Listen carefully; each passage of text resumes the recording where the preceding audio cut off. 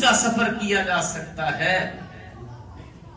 تو اللہ ہم سب کو یہ بات سمجھنے کی توفیق دے کہ وقت کس قدر اہمیت کا حامل ہے.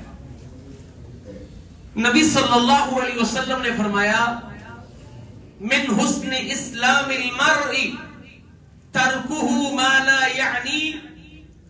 انسان کا اچھا اسلام ہونا یعنی اس کا بہترین مسلمان ہونا، اس کی خوبی یہ ہے کہ وہ لا یعنی چیزوں کو چھوڑ دے. ہمارا حال کیا ہوتا ہے؟ بھئی کیوں کھڑے ہو ویسے ہی. یہ عام ہے کہ نہیں ہے؟ اللہ کے نبی علیہ السلام فرماتے ہیں مسلمان کی حسن کیا ہے؟ حسن اسلام اس کا کیا ہے کہ لا یعنی چیزوں کو چھوڑ دے. بھائی کیسے آئے ہو؟ ویسے ہی. کیا کر رہے ہو؟ کچھ بھی نہیں. یہ ہمارے عام جواب ہیں. یہ کیوں کھا رہے ہو؟ ویسے ہی. نہ ہمیں کھانے میں کوئی غرض کا پتہ ہوتا ہے، نہ ہمیں کرنے میں کوئی ہوتا ہے، اور نہ ہمیں کھڑے ہونے میں ہوتا ہے. یہ جواب ہمارا اکثر باتوں میں ویسے اہم ہی بس. تو مسلمان کا تو یہ شیوا ہی نہیں ہے. وہ تو اپنے ہر ایک ایک لمحے کو ماپ کے تول کے چلتا ہے، اس کے ضائع نہیں کرتا.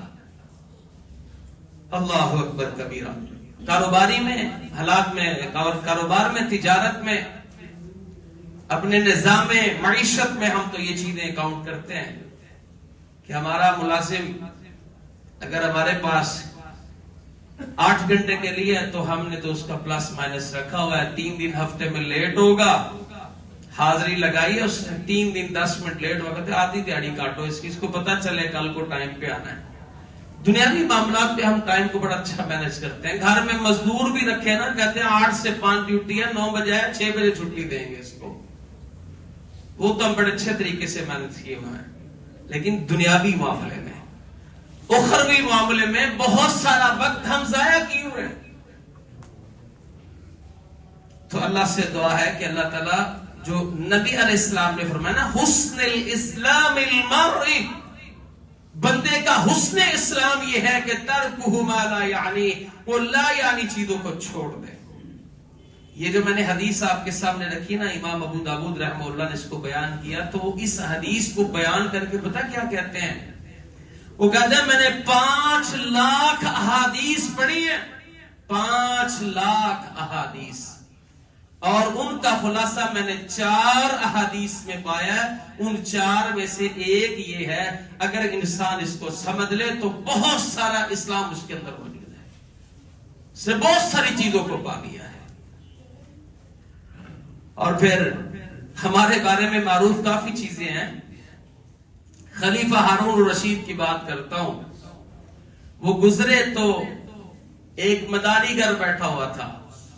ہمارے بارے میں بھی معروف ہے نا کہ ٹرین کا پھاٹک بند تھا، بندے نے سائیکل موٹے پہ اٹھائی اور چلا گیا. باہر سے بندہ آ گیا تھا، بڑی یار محنت طلب قوم ہے، وقت ضائع نہیں کرتی. آگے جا کے مداری دیکھ رہا تھا، وہ مسکرانا شروع ہو گیا. یہاں بات صبر نہیں کیا اور یہاں کھڑے ہو کے مداری دیکھ رہا ہے. تو ہارون الرشید خلیفہ کے دور میں بھی ایسا ہوا، ایک مجلس لگی ہوئی تھی، وہ کھڑے ہو گئے، پوچھا پتہ نہیں کیا ہوا ہے. تو ایک بندہ فن کا کرتب کر رہا تھا کہ سوئی کے ناکے میں سے ایک سوئی گزار رہا تھا، اور پھر اس نے 10 سوئیاں گزاری. جب وہ گزاری نا تو اس نے مقابلہ کیا تو 10 درہم اس کو انعام ملا. خلیفہ ہارون الرشید نے پکڑ کے اس کو 10 کوڑے سزا دی. لوگوں نے پوچھا حضرت مہارت تھی، آپ نے انعام دینے کی بجائے سزا دی. کہا میں نے سزا اس لیے دی ہے کہ اپنے فن کو اس نے ضائع کیا ہے، اس نے وقت کو ضائع کیا ہے. اس کو وقت کو ضائع نہیں کرنا چاہیے تھا، اس کا فن اچھے کام میں لگنا چاہیے تھا، اور یہ لوگوں کا بھی وقت برباد کر رہا ہے. اور آج ہم بہت سارا وقت فضول میں گزار دیتے ہیں. میں فیس بک کی بات نہیں کرنے والا، ابھی واٹس ایپ، فیس بک جو ایپ ہم استعمال کرتے ہیں اس کی بات نہیں کر رہا. اس میں تو الحمدللہ ہم 2-3 گھنٹے سے زیادہ وقت نہیں لگاتے اگر ایک دفعہ دیکھنا شروع ہو جائے تو. ایسے ہی ہے نا جی. اللہ تعالی ہمیں سمجھنے کی توفیق عطا فرمائے. نبی صلی اللہ علیہ وسلم نے فرمایا 2 چیزوں کی وجہ سے انسان اکثر دھوکے میں مبتلا رہتا ہے. نعمتان مغبون فیہما کثیر من الناس. صحیح بخاری کی حدیث ہے 6412. نعمتان مغبون فیہما کثیر من الناس الصحت والفراغ. یہ جو صحت مندی ہے نا انسان کی صحت، اس کو بھی ضائع کرتا ہے، اس کی وجہ سے بھی دھوکے میں رہتا ہے، اور فراغت کے وقت میں بھی اکثر انسان دھوکے میں رہتا ہے. تو فراغت کے وقت کو ہمیں اللہ کے نام پہ لگانا چاہیے اور صحت کو ہمیں اچھے طریقے سے استعمال کرنا چاہیے. آخری گزارشات میں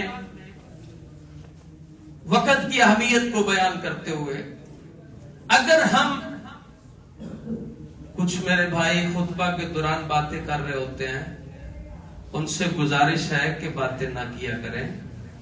اگر آپ کی بات کو کوئی ضروری ہے تو ہم 2 منٹ کے لیے چپ کر جاتے ہیں.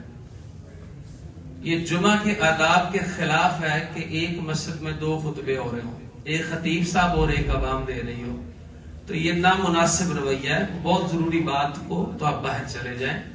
ویسے بھی جمعہ کے دوران نبی علیہ الصلوۃ والسلام نے گفتگو کرنے سے منع کیا ہے، بلکہ صف کا تنکا توڑنا بھی آپ صلی اللہ علیہ وسلم نے کہا ہے کہ یہ لا یعنی ہے، اس نے اپنے جمعے کے ثواب کو ضائع کر لیا. تو میں انتہائی مؤدبانہ انداز سے گزارش کروں گا کہ دوران خطبہ خاموشی سے بیٹھا کریں. اللہ کے نبی علیہ السلام